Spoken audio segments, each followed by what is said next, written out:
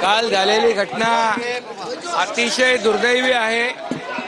काल झालेली घटना अतिशय दुर्दैवी आहे आणि विधानसभेच्या सभागृहाच्या या प्रिमायसेस मध्ये आतापर्यंत अशी घटना घडली नव्हती। हे सार्वभौम सभागृह आहे, याचं पावित्र्य सगळ्यांनी राखलं पाहिजे आणि झालेली घटना अतिशय दुर्दैवी आणि अक्षम्य आहे आणि त्या बाबतीमध्ये मुख्यमंत्री महोदयांनी देखील गांभीर्याने घेतलंय, अध्यक्ष महोदयांनी देखील गांभीर्याने घेतलेला आहे आणि नक्कीच यावर कडक कारवाई करावी अशा प्रकारची सगळ्यांचीच भावना आहे।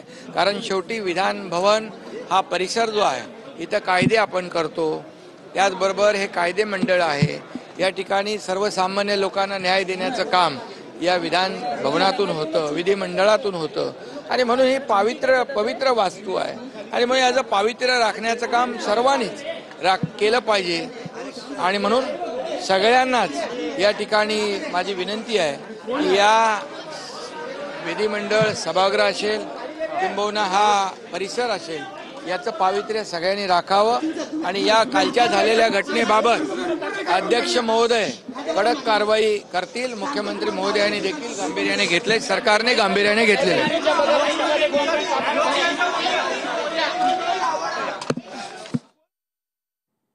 विधानभवनाचं पावित्र्य राखायला हवं असं एकनाथ शिंदे यांनी म्हटलेलं आहे।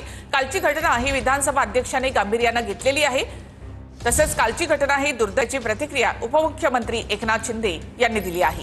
विधानसभा अध्यक्ष या संदर्भात कडक कारवाई करतील असंही शिंदेंनी म्हटलंय।